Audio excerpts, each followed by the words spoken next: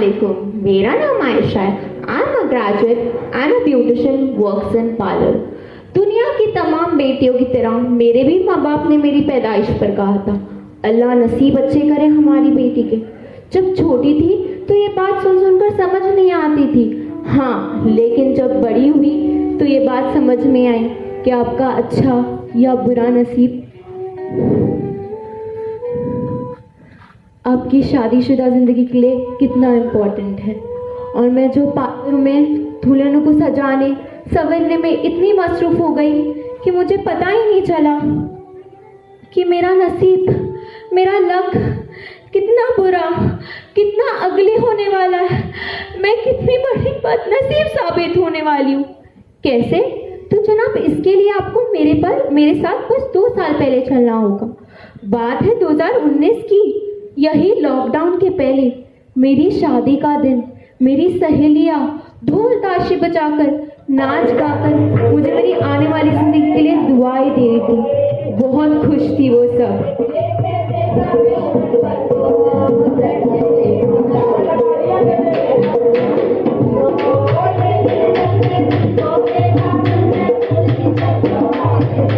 बहुत चहल पहल थी सुबह से घर में। बेटी की सपनों की सरेआम बोली जो लगने वाली थी, वही पास में बैठी मेरी फूफू खुशी से लाल हुई पड़ी थी। अब आप लोग ज्यादा खुश होकर मेरी फूफू को दुआएं देने मत लग जाना। वो खुशी से लाल इसलिए हुई पड़ी थी कि मैं शादी कर विदा होकर अपने हस्बैंड के आ जाने वाली थी। उनको मरूम भाई यानी मेरे पप्पा को आखिरी वक्त में दीवी कसम से आजादी जो मिल जाएगी। भाई जान, आयशा की जब तक शादी नहीं करवा दूंगी मैं भी रुखसत होके अपने मियाँ के ब्याह पे नहीं जाऊंगी। अब मुझे लाल जोड़े में देखकर मानो उनको भी शाकिर फूफा के पास जाने का दुबई का वीजा ही मिल गया। लेकिन दूल्हे की माँ ने 20 किलो सोना और एक मोटर बाइक की फरमाइश कर दी। ये बात सुनकर फूफू तो हत्ती से उखड़ गई और फौरन कहा, अरे अरे 40 किलो सोना तो दे ही रही हूँ, वो भी 24 कैरेट। दूल्हे की माँ खुश हुई थी कि फूफू ने मेरी तरफ इशारा किया और कहा, ये लो भाई आपका 40 किलो खरा सोना, आप अपने बेटे की शादी करने लिख लो या उसे बेचने। हाँ, फिर वही हुआ। ये सुनकर फिर दूल्हे की माँ ने भी कहा, अरे अरे हमारे बेटे की भी कम्युनिटी में बड़ी इज्जत है, बैंक में तो मैनेजर है मैनेजर, रिश्तों की तो लाइन लगी है लाइन, और वो भी हमारी शर्तों पर। फूफू भी खैर का चुप रहने वाली थी, उन्होंने भी ये फौरन कह के बात खत्म कर दी। अरे अरे इस लंगूर की शक्ल के लिए मैं तो 20 रुपए तक ना दूं, जाइए जाइए अपना बेटा कहीं और ही बेचिए। हाँ, फिर वही हुआ जो होना तय था। सारे बाराती किसी गिफ्ट की तरह मेरी सारी खुशियों को मेरे सीने से नोचकर ले गए, और ये शादी भी पिछली 2 शादियों और 3 मंगनियों की तरह टूट गई, और वजह सिर्फ एक, दहेज। हमेशा की तरह मैं फूफू के गले लगकर रोती रही और फूफू बड़बड़ाती रही, पैसा कमाना आता नहीं तो आपने हाथ फैला दिया। ऐसे ही कुछ लोगों ने दूल्हे को बिकाऊ बना दिया। और फूफू फिर मेरी माँ को कोसती रही कि तेरी माँ ने तेरे बाप की कमाई उड़ाई जिंदगी भर, तेरे लिए 1 रुपए का दहेज नहीं जमा किया। लेकिन असलियत तो मुझे भी पता थी। पापा तो परचों की छोटी सी दुकान चलाते थे, उससे मम्मी बड़ी मुश्किल से घर चलाती थी, और फिर मेरी पढ़ाई लिखाई के खर्च। लेकिन खैर, ये सब मैं फूफू से कहने से डरती थी, अगर कहीं ये भी नाराज हो गई तो ये जो एक कंधा मिला है रोने के लिए, कहीं इसे भी ना खो बैठूं। कितनी अजीब बात है ना साहिबो, रिश्ते की यही हकीकत है साथियों। अगर लड़की बिके तो तवाइफ, और लड़का बिके तो दूल्हा कहलाता है। दूल्हा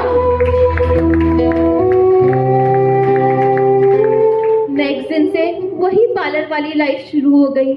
वही दुल्हनों को सजाने संवरने में लग गई। उनके चेहरों के ऐब तो बड़ी खूबसूरती से छुपाती, लेकिन मेरे नसीब का ऐब छुपाना मेरे बस में नहीं था। उस वक्त मुझे दहेज नाम की ऐसी वबा लग चुकी थी कि मुझे उसके सामने कोरोना भी फीका और हार्मलेस लग रहा था। आई होप कोरोना की वैक्सीन से ये सब ठीक भी हो जाएगा, लेकिन जहेज का वायरस जो कई पीढ़ियों से हमें, हमारी कौम को खोखला करे जा रहा है, लेकिन इसकी तो कोई वैक्सीन न बनी, या शायद हम बनाना ही नहीं चाहते। तो फिर मैं कहाँ पर थी? जी, याद आया। पिछली टूटी हुई शादियों का भी दुख भी जाता रहा। रिश्ते वालों ने फिर से आना जाना शुरू कर दिया। फुप्पू भी फिर से ड्यूटी में लग गई। लेकिन आपको सच बता रही हूँ, पेट्रोल का दाम भी इतनी तेजी से नहीं बढ़ता जितनी तेजी से हर आने जाने वाले लड़कों के प्राइस बढ़ते जा रहे हैं।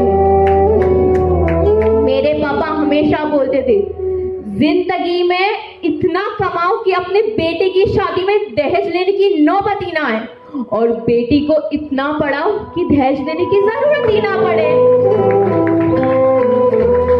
क्या मेरे पापा गलत थे? आपसे पूछ रही हूँ ये सवाल, क्या मेरे पापा गलत थे? अगर आज वो जिंदा रहते तो मैं उन्हें ये जरूर कहती कि दहेज के लिए मिट्टी में मिलने वाली लड़की 2 बार दफनाई जाती है, 2 बार। पहली बार उसकी रूह, उसकी आत्मा दहेज की मांग पर, और दूसरी बार उसका जिस्म मांगना पूरी होने पर।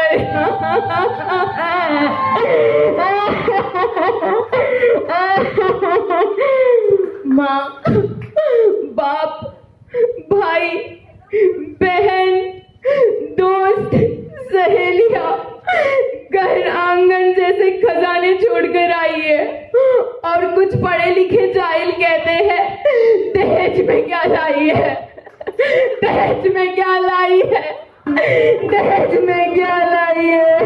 दहेज की